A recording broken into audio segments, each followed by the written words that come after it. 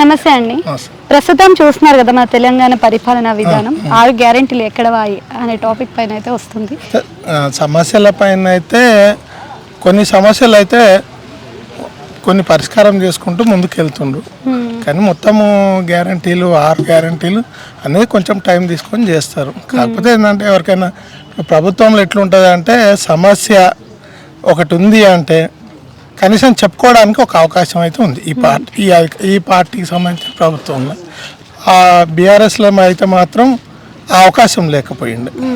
కానీ 10 ఏళ్ల పరిపాలనలో మనం డెవలప్మెంట్ చూసాము, రైతుల కోసం అనే పథకాలు చూసాము. కానీ ప్రస్తుతం ఉన్న దాంట్లో రైతుల కోసం అనే పథకాలన్నీ కూడా అసలు కనిపించడం లేదు అని చెప్పి ప్రజలు మాత్రం ఆవేదన పడుతున్నారు. కరెక్టే చెప్తాం. ఏంటంటే ఇప్పుడు చదువు మొత్తం కుంటుపడిపోయింది, వైద్యం మొత్తం కుంటుపడిపోయింది, నిరుద్యోగం పెరిగిపోయింది, రిక్రూట్మెంట్లు ఏం చేయలేదు వాళ్ళు.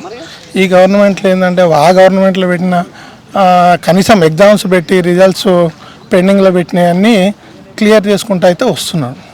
కాకపోతే ఏంటంటే ఉస్మానియా యూనివర్సిటీ ఇలా ఉండే contract lectures, part time lectures సమస్యలు పరిష్కారం చేస్తలేరు. ఎందుకు చేస్తలేరు అంటే ఏమంటారు అంటే వాళ్ళు నెంబర్ చూసి చేస్తున్నారు. ఇప్పుడు స్కూల్ టీచర్స్ ఉన్నారు, 130,000 మంది ఉన్నారు. 130,000 మంది ఉంటే వాళ్ళకి 130 ఫ్యామిలీస్ ఉంటాయి. అంటే 130 × 4 అన్న 5,20,000. కాబట్టి వాళ్ళు ఇమ్మీడియట్గా చేసారు, ట్రాన్స్ఫర్ చేసారు, ప్రమోషన్స్ ఇచ్చారు. అదే ఉస్మాన్ యూనివర్సిటీలో మొత్తం తెలంగాణ మొత్తం కలిపినా కూడా ఒక 3,000 మంది టీచర్స్ ఉంటారు. 3,000 4,000 వేసుకోండి. 3,000 అంటే ఎంత అవుతుంది? మొన్న 12,000.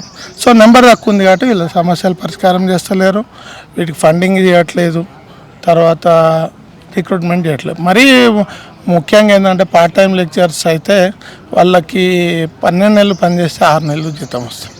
ఎప్పుడు వచ్చినా కూడా వాళ్ళకి 25-30 వేలకి ఎక్కువ రావు. సంవత్సరం మొత్తం చెప్తే 1,50,000 వస్తుంది. అదే రెగ్యులర్ ప్రొఫెసర్స్ అయితే వాళ్ళకి 2,70,000 వస్తాయి. ముఖ్యమంత్రి ప్రధానమంత్రికి సమానంగా వస్తాయి వాళ్ళ జీతాలు. మళ్ళీ వాళ్ళ క్వాలిఫికేషను మా క్వాలిఫికేషను ఈక్వల్. మేము వాళ్ళు తీసుకునే వర్క్ లోడ్ కూడా ఈక్వల్ ఉంది. సో ఉన్నప్పుడు వాళ్ళకేమో ముఖ్యమంత్రి ప్రధానమంత్రికి సమానంగా వస్తాయి, మాకేమో వాళ్ళ అటెండర్లకు కూడా సమానంగా రావట్లేదు. ఇది కరెక్ట్ చేయమని మేము చాలాసార్లు అడిగినాం. కానీ అందులో మైనస్ ఏంటంటే ఇప్పటివరకు విద్యాశాఖ మంత్రిని అపాయింట్ చేయలేదు. రెండోది ఏంటి అంటే విద్యాశాఖ మంత్రిని అపాయింట్ చేయకపోవడం ఏంటంటే అట్లీస్ట్ నువ్వు అపాయింట్ చేయాలంటే మీకు హైకమాండ్ ఉంటే టైం పట్టవచ్చు, కనీసం అది వేరే వాళ్ళకి అటాచ్ అన్న